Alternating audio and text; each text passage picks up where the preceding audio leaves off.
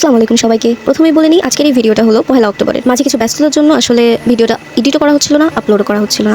যেহেতু ভিডিওটা আমি আপলোড করবো নিয়ত করেই রেখেছিলাম, যার জন্য আজকে ফ্রি হয়ে এডিট করে দেন আপলোড দিচ্ছি। এবার মূল কথায় ফিরি। তো এই দিনটা ছিল আমার কাছে খুব স্পেশাল একটা দিন, কারণ এই দিনটাতে ছিল আমার লাইফের সবচেয়ে গুরুত্বপূর্ণ মানুষ, মানে আমার হাজবেন্ডের জন্মদিন। অনেকদিন ধরেই আসলে প্ল্যান করছিলাম যে কিভাবে তাকে এই দিনটাতে একটু স্পেশাল ফিল করানো যায়, কারণ যেই মানুষটা 3 বেলা আমার হাতের ভাত না খেলে পেট ভরে না, তার বার্থডেটা তো একটু স্পেশাল হতেই হবে, তাই না? তাই তাকে খুশি করার জন্য আমার এই ছোট্ট প্রচেষ্টা, আশা করি তার ভালো লেগেছে। আসলে আমি যে তার বার্থডে পালন করছি এটা প্রথমবার না, আমার বিয়ের পর থেকে আমি প্রায় প্রত্যেক বছরই তার এই দিনটা খুব স্পেশালভাবে পালন করি। কিন্তু এবারের জন্মদিনটা আমাদের বলছি কারণ আমাদের দুজনের কাছে একটু বেশি স্পেশাল, কারণ আমাদের ছোট্ট মামনি খুব শীঘ্রই আমাদের জীবনে আসছে। সবকিছু ঠিকঠাক থাকলে ইনশাল্লাহ আগামী বছর আমাদের বেবি তার জন্মদিনে আমাদের সাথেই থাকবে। এবার আমার হাজবেন্ডের উদ্দেশ্যে কিছু কথা বলি। আসলে আমার হাজবেন্ড যে শুধুই আমার হাজবেন্ড ব্যাপারটা এমন না, সে আমার বেস্ট ফ্রেন্ড, সে আমার সব থেকে কাছের মানুষ, সে আমার ভালো থাকার কারণ, সে আমার হাসির কারণ, এক কথায় সে আমার সব কিছু। হয়তো এই কারণেই তার প্রত্যেকটা স্পেশাল ডেতে তাকে আরও বেশি করে স্পেশাল ফিল করাতে আমার খুবই ভালো। আসলে আমি আল্লাহর কাছে হাজার বার শুকরিয়া আদায় করি যে আমি আমার এই জীবনে ওর মতো একটা লাইফ পার্টনার পেয়েছি। এটা সত্যি বলতে আসলেই আমার কাছে অনেক বড় একটা পাওয়া। আমি আমার আল্লাহর কাছে সবসময় দোয়া করি তিনি যেন আমার হাজবেন্ডকে